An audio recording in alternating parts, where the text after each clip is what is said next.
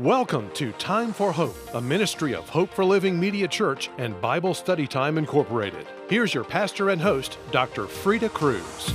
Thank you for joining us on Time for Hope. I'm Dr. Freda Crews, your host, and joining me for the second week is author David Kline, whose book titled Walk by Faith we will conclude our second week's discussion on today. A life-altering injury can either diminish a person's character or become the platform from which true character grows. After a diving accident when he was in high school, David was paralyzed from the top of his chest down and has since been confined to a wheelchair, relying on others to take care of him. In the years following his spinal cord injury, David went on to teach, coach, skydive, and share his story of hope with the help of God with thousands of adults and children. David is quick to point out that he does not blame God for what happened, and he also believes that even through all the hard times, God was right there with him. God doesn't change. He is always good. Sometimes it is just difficult to see that while in the midst of a trial. David says when we trust God, there are no impossible situations, only great opportunities. For more, stay with us. And David, I want to thank you again for coming all the way from what I call Northern California, accepting our invitation for you to come all the way to South Carolina. But you say you have some people here, and that you have people from South Carolina and Georgia, so that you really date back here, right? I do. My family goes back to Carrollton, Georgia, and I have family currently living in Columbia, South Carolina. So it's a thrill for me to be here. I haven't been out to the South since I was about 4 or 5 years old. You haven't been back since then? No, it's been a real treat. I would think it would be a real treat. Of course, I'm a true Southerner, and don't ever intend to be anything different than that. But I have lots of friends, not loads of friends, but lots of friends in California. And when I hear the things I hear politically and so on and so forth about the governor in California and all of that, I think of them and wonder how they're handling it and what they're doing these days, because I don't get to see them as I did at one time when we were traveling together and having conferences and so on and so forth. But I want to thank you again for coming. I do believe that my viewers will greatly appreciate your choosing to do that. Thank you. And so we want to move on with your story and bring it up to where you are today. And you went, and we've gone over most of what happened early on. And as things began to settle in and settle down, and you began to realize, what actually had gone on, was going on, and would go on, and what your life was going to be like. You had to do a lot of thinking about that. You had to. Were you doing a lot of praying during that time and seeking God? A lot of praying, probably a lot of extra praying. Yeah, and I had a lot of family and friends praying for me as well. And mentally, I think there probably was a little denial about what had happened. We had a friend who gave us a book called The Miracle Man, and it was about a man who had been paralyzed similar to me, but in 6 months he was walking again. So I kind of thought, well, maybe that could be me. So I kind of was hanging on to that and thinking maybe by the time it's my high school graduation, maybe I'll be walking. Wouldn't that be great? So I think that gradually as time went on, I started to realize, okay, maybe that's not going to happen. Maybe not so soon, or maybe not at all. Maybe this is, for me, a lifelong thing, as it is for so many others. Now, you also, I saw in your book where you said at one time that you still believed that you would be healed eventually. I knew that God could heal me at any time and still can, and I still believe even scientists might come up with something pretty soon. So I know that there is the possibility of that, but over time the reality of this is my new life and I need to figure out what I'm going to do with this life and how I'm going to live it, that began to set in. Mm-hmm. Did you ever go through periods, or do you ever go through periods, but especially early on, of depression? And did you ever have any thoughts of suicide? Oh, good question. There are times when it's tough seeing friends go out and do things, and only once can I remember of a thought about suicide. And I wasn't really even contemplating it, but the thought entered my mind. I was at my mom's house, and she has a steep set of stairs down to a lower level. And I was up at the top in my wheelchair by myself, and I thought I could just roll my chair down this and end it. Not that I really would, but I thought I could. But then I kind of made myself laugh because I thought if I did, I'd probably end up at the bottom with a broken neck again, and that just wouldn't be any good. So that was the extent of any kind of suicidal thought. And even from the beginning, I didn't really have depression. And I think that was God just giving me extra faith just to hang in there and trust Him and see where this all ends. By the way, when it came time for your class to graduate, were you there, or did you join them Yes. in your presence of them? And did you have such thoughts as, I could have been one of those graduating, which I'm sure you had looked forward to for your senior year? Yeah, I was in the hospital for 4 months, and they brought in a tutor for me. Even during those tough times, I had to continue with my education. And then when I got out of the hospital after 4 months, I was able to go back to school, be with my friends, and be back in the classroom, and actually did graduate with my class and with my friends. And that was a real thrill and an honor. And then just thinking back what had been less than a year before, with a spinal cord injury so fresh, it was a real thrill to be graduating. Oh, I guess I had kind of missed that you did get to finish, because you had to ever be a teacher and a coach and all of that you've done since then. You even went to college, and was that a bachelor's degree, and did it stop there? I got a bachelor's degree in communication, and while in college I really thought maybe I could be a lawyer. Even though all the lawyers I knew said, don't do it. But I thought that's a job I probably could do. And then one day in college, it really hit me on one day. I thought, well, I think I'd be a lot happier as a teacher than as a lawyer. And I think I'll be able to be more of a positive influence on kids as a teacher than as a lawyer. So I just set my sights on being a teacher.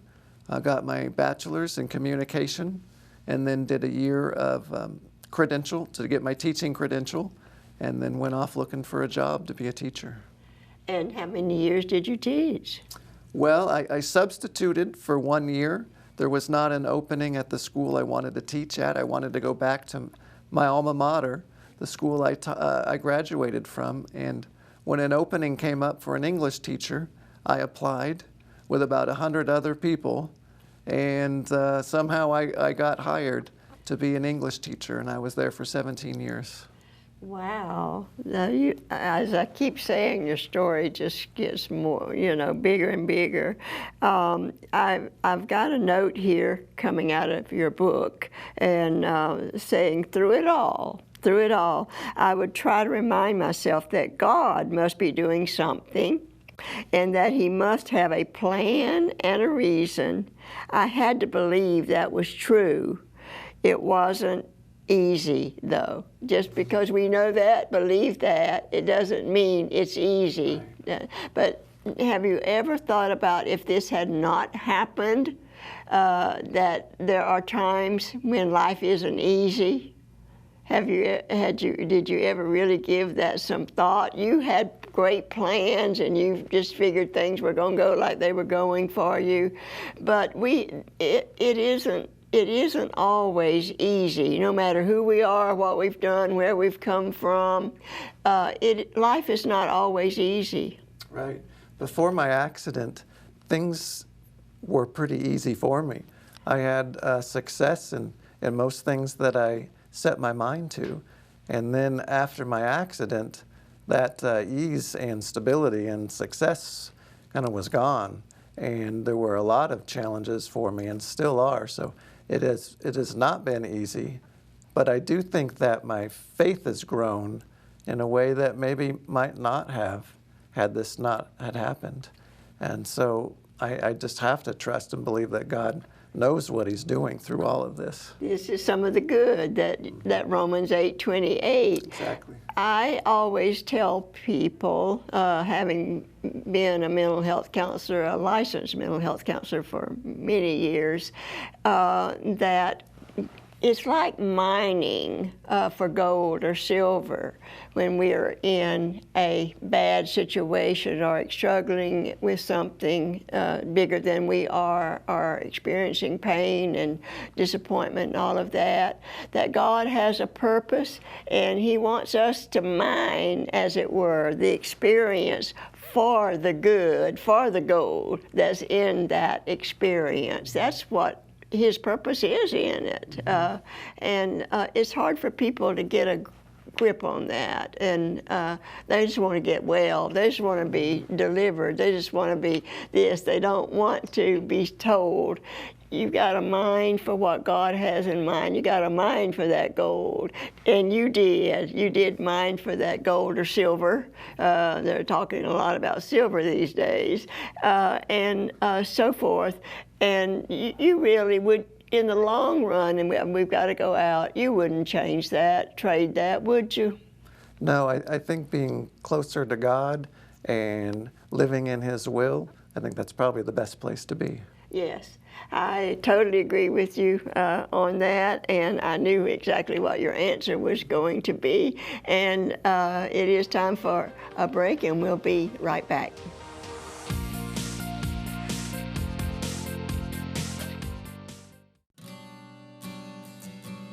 Physical suffering is a universal experience, and this includes everyone. A reality check demands that we admit that pain is something all of us experience at some time in our lives. Pain wears many faces, but the reality is that any pain is going to affect us psychologically, emotionally, and even spiritually. With physical pain, there can be the inner struggle of fear, mental distress, grief, and sometimes despair. But losing significant others in death also produces the same struggles and emotions. And the same can be true for persons who wrestle with the pain of broken relationships. And we could continue naming many kinds of pain and suffering. With physical afflictions and life situations, the question inevitably arises, why do Christians suffer? This question has echoed through the corridors of time. The apostles spoke and wrote regarding Christians and suffering. The church has wrestled with the problem through the centuries, and we continue to ask and try to answer the same question today. We reason, if God is all-powerful and good, then why doesn't he take away our pain? Some teach that God is not all-powerful and cannot stop our pain, but instead comforts us in our pain. I would find it real scary to have a God who is not powerful enough to do anything he wants to do. Therefore, I am going to stay by the scriptures because they speak of a powerful God who can, but does not always, intervene and remove our pain, because he has a purpose for it in our lives. Why don't we change the question to, why shouldn't Christians suffer? Why should they be exempted from what others endure as a result of being human? According to Romans, the 5th chapter, verses 3 through 4, pain can help us grow strong spiritual muscles so that we can hang in there when the going gets rough. Pain can be used of God to mold us into the image of his Son, and pain can give us meaning and hope in life. The God I love and serve would never allow me to suffer if He did not intend to use it for my good. It is my responsibility to surrender my life and my pain to Him so that He can work out what He desires to in my life.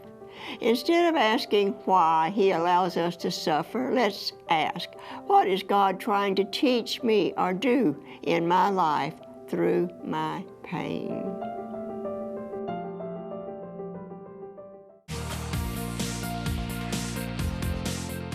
Thanks for staying with us on Time for Hope. My guest for today, which I'm very thankful to have and hear his story personally from himself, not just from his book, but is David Kline, and the name of his book is Walk by Faith. And certainly, David, we've already seen where he has and continues to do that. At this point, I'm going to go ahead and encourage you again, if you haven't already made plans to get a copy of David's book, that you would do it now, because we will be concluding our interviews with and our time with David with this next section and closing out our week.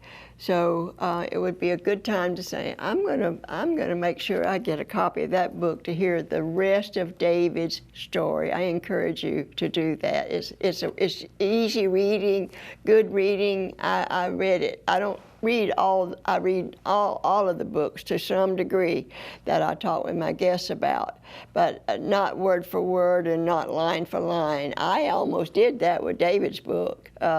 It was just good reading all the way through, so make sure you get a copy. And David, so then getting back to thinking that I'm going to get the last that I'll get from you this week, and where you are, and you've admitted that you had the down times, and do still have, I'm sure, down times, and we all do. Let me go ahead and tell you that I have down times. I don't know of anybody, the biggest, best, whoever they are, Christian, that don't, if they will admit it, that's the point. A lot of them won't admit it, that there are down times. God never intended us to be trouble and pain-free, or He would have made us that way. But then we wouldn't have heaven to look forward to.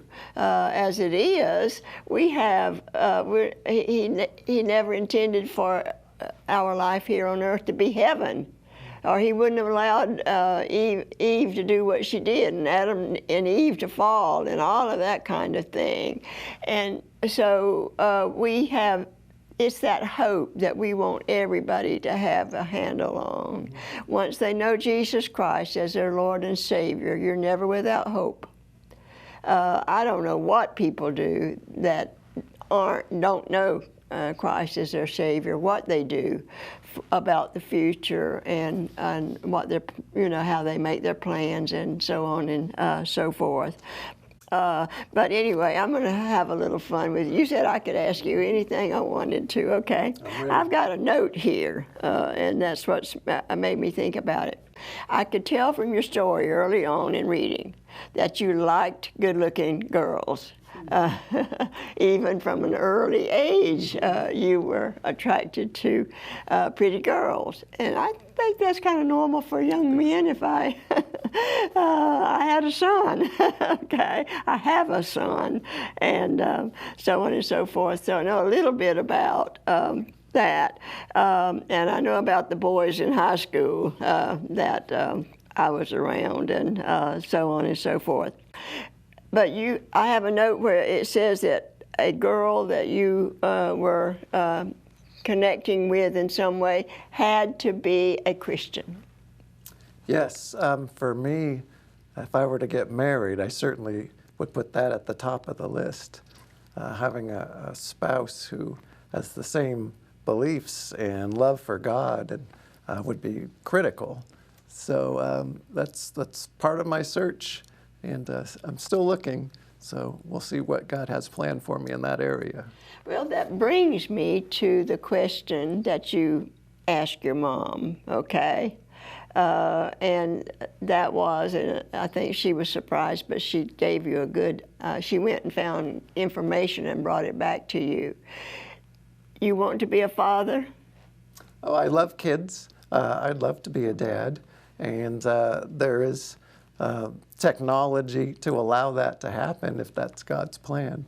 So again, I just wait and see what God has planned for me. And every day I just say, just put me in your will, and we'll see where it goes. Because that you actually asked your mom, you had a great relationship with your mom, if you could ever be a dad, I believe is the way that you, and she didn't know. Right. And she went and found out and came back and told you, yes.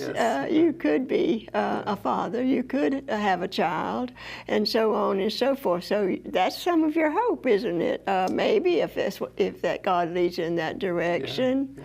And so there's so much of you to be thankful for, and that is your mental ability, your brain, and the same desires that you had before all of this happened, and you know, things in life that you wanted, you still want or would like to have if God so leads, and so on and so forth. So in those kinds of things, life hasn't changed a lot for you, has it? Right, I think I'm the same guy with the same goals and dreams, and I've just learned over the years just to have more trust and faith in God.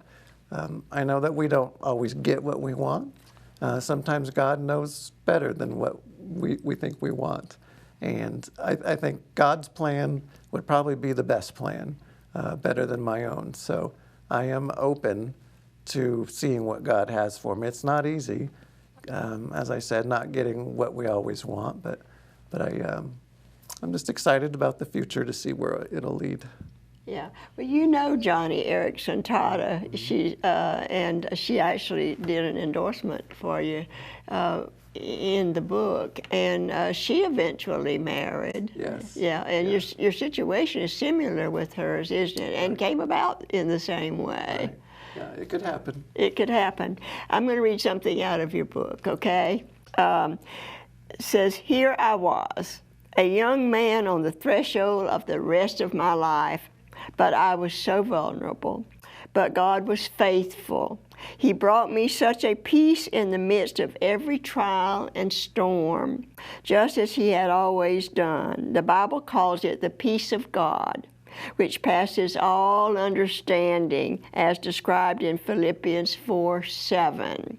And you know, that's quite a challenge thrown out to us. Be overly anxious about nothing, but in everything by prayer and supplication let your requests be made known to God, and the peace of God that passes all understanding will keep your hearts and minds in Christ Jesus." So you're giving God the credit that your heart and your mind has been kept, and when you have those times of discouragement and sadness or depression or whatever, you remember that that God will give you peace in spite of it all, right? Exactly. That's your testimony. Okay, then let's see what the last thing is that I want to ask, because they're telling me we're near the end. You talk about it's been climbing the mountain. Is that you're talking about the whole situation when you refer to climbing the mountain? Well, sometimes I like the analogy of looking at life as a parade, where God's up above the parade and can see the whole parade, just like our lives. He knows the beginning, He knows the end, He knows what blessings are coming right around the corner for us. So that's my perspective that I try to have that keeps me going. Keeps you going. Well, actually, our life can be climbing the mountain. It can be any of us. For any of us, it can be climbing the mountain with that eternal hope that we have in God. And you mentioned before you end the book that it's been a challenging journey climbing that mountain and so forth. So let me tell you again how much I appreciate hearing your story, having your book that I can offer to my viewers. And I've got to do what I did at the end of the last show, share from a couple of viewers, okay? Thank you. And then, so I have a prayer request to share with you from one of our viewers. Dear Dr. Freda, please pray for me to have God's guidance and help. Pray that the devil would leave us alone and that God would heal me of my physical pain. And then I have a word of encouragement from a viewer, which I always appreciate. Dear Dr. Freda, I'm praying for you and thank you for that. I pray that our Father will bless you and your family and the Time for Hope ministry. And I certainly appreciate knowing that you remember the ministry in prayer. We have our needs, such as our financial needs. God has always provided, and I totally believe He will always provide. But I would encourage you to ask God if He would have you help us financially as we take His truths and His word across the world. We would be grateful for any contribution that you could make to Time for Hope. And you're going to get some more encouragement for getting David's book, but right now I'm saying don't forget. I've encouraged you to make sure that you get a copy of David's book, and we're so thankful that we can offer it to you, and so thankful that David has come and shared his life story and his time with us, and I look forward to your joining us again next week on Time for Hope. Thank you for watching Time for Hope, a ministry of Hope for Living Media Church and Bible Study Time Incorporated. We offer a free fact sheet with more information on today's topic. Call or write us to get your copy today. The resource we are offering this week is available for a donation of at least $15 to the Time for Hope ministry. Any additional donation you wish to send will be greatly appreciated. Call us at 800-669-9133. Write us at Post Office Box 2169, Spartanburg, South Carolina 29304. Or visit our website at timeforhope.org. As we continue to give out messages of hope, a financial gift of any amount to support the Time for Hope ministry will be greatly appreciated. When you send a gift to Time for Hope, you are joining in the ministry to which God has called us. It will also enable us to inform and inspire viewers to become students of God's Word and grow closer to Him, and in turn minister more effectively to others as God gives them opportunity. Look for Dr. Freda's Scriptural Devotions on our Time for Hope TV Ministry Facebook page. And to see this program again online, visit our website or search for the Time for Hope TV Ministry on YouTube, iTunes, Roku, or Facebook. And to see booklets Dr. Freda has written on such topics as grief and loss, marriage, and prayer, call us or visit our website, timeforhope.org. Until next time, have a great week, and remember, it is time for hope.